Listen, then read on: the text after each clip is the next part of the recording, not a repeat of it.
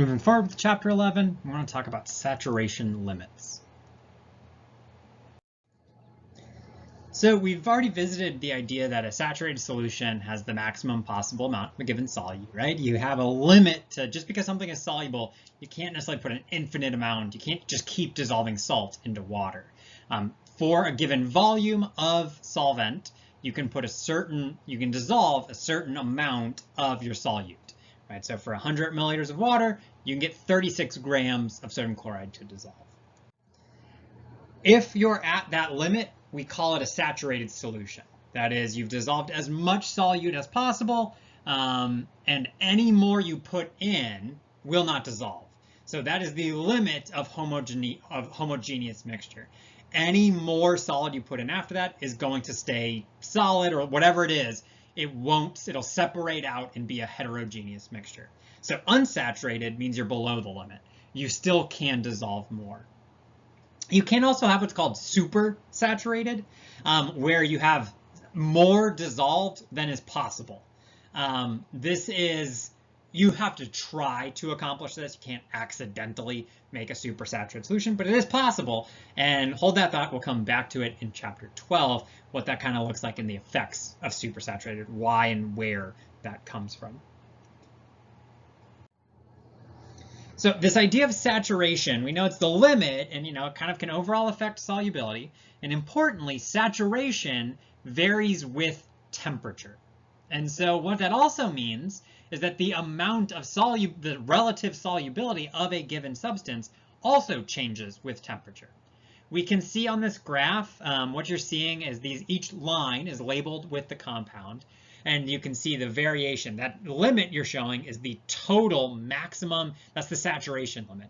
So for example, for ammonia, so for NH3 at 10 degrees Celsius, 70 grams is the maximum solubility per 100 milliliters. You'll note these values are all per some volume of water. So more water makes sense. You can dissolve more solid.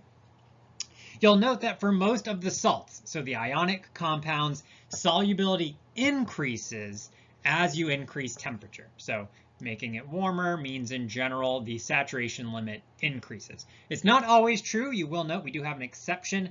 Cerium-3 sulfate, right? I don't even remember the exact name of that element. Not something you've heard of. One of the things you can always kind of think of, the more obscure the elements involved in the compound are, the more likely it is a very extreme exception, right? You've probably never even heard of cerium as an element. This is very uncommon. For most salts, if you want to dissolve more of that salt in the solution, you increase the temperature, right? So you've put in all your salt and it's still not dissolving, crank up the temperature and you can get more to dissolve. It doesn't always change a ton. You will note that for sodium chloride here, the solubility is pretty flat with temperature. For potassium nitrate, it changes a ton, right? You go from 10 grams to over, you can break over 200 grams. So it is a pretty huge jump, and it really depends how much the variety is. And I will note, you'll note ammonia is a covalent compound, and it's decreasing over temperature. That's much more common for covalent compounds. When we're talking about ionic compounds, the solubility almost always increases.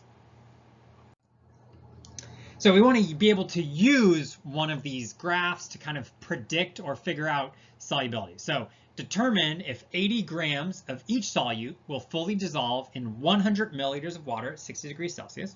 Okay, so I've got ammonium chloride, potassium nitrate, potassium chlorate, and potassium iodide.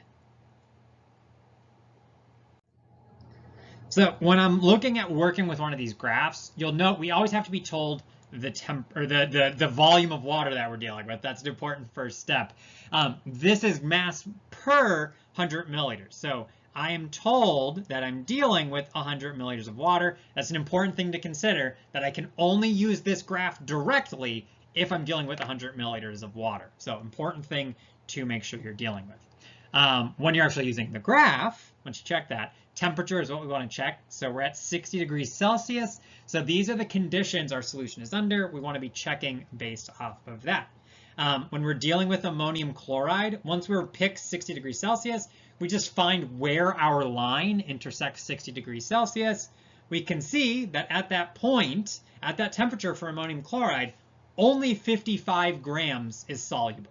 Now, that's not a very precise measurement, but importantly, we're trying to determine if 80 grams is soluble, and we are certainly below that, meaning no. If you put 80 grams of ammonium chloride into 100 milliliters of water, only 55 is going to dissolve. There will be some left over, and you can predict 80 minus 55, 25 grams will be left over undissolved. You'll just have solid ammonium chloride sitting at the bottom of your beaker.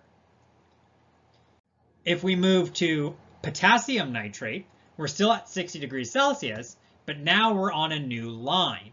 We're on potassium nitrate. We can trace that over. At 60 degrees Celsius, you can dissolve 100 grams of potassium nitrate. That is greater than 80, so yes, all 80 grams of your potassium nitrate will dissolve, and you could keep going.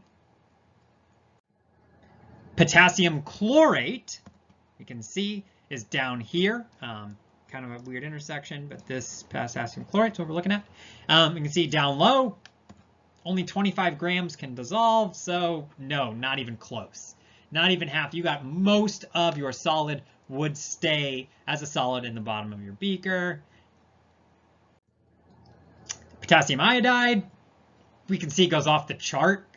We don't know what the solubility of potassium iodide is at 60 degrees Celsius for this chart, but because the chart caps out at 150, it's over 150, so yeah, we can do 80.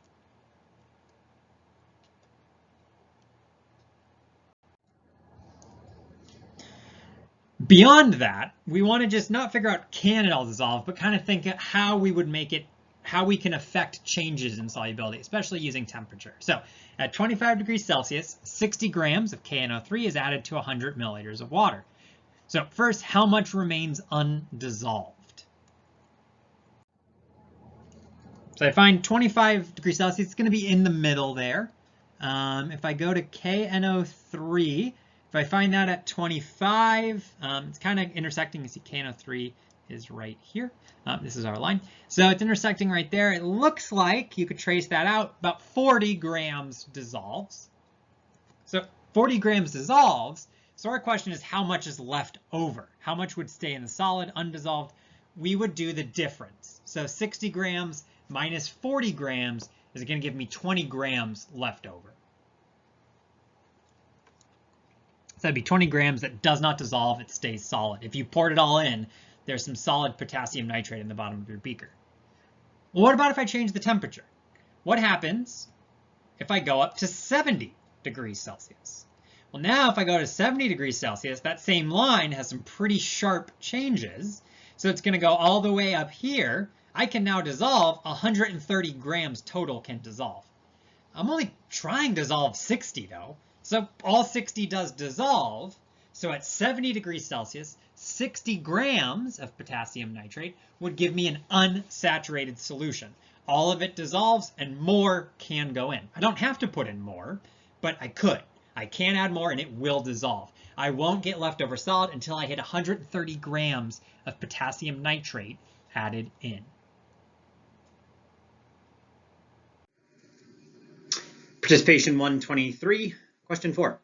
Of those given on the graph, list the salts where more than 50 grams of the salt can be dissolved in 100 milliliters of water at room temperature, which is 25 degrees Celsius. This is the fourth question on participation 123, due Friday, January 23rd at 11:59. Link to the assignment is right below the document where there's the links to these videos.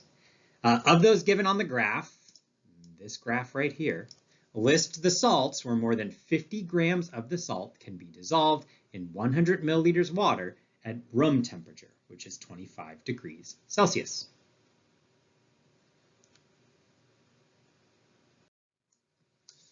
Okay, another participation question. There's only one video left. Will we find one more question? Who knows? We got to watch the video and find out. See you there.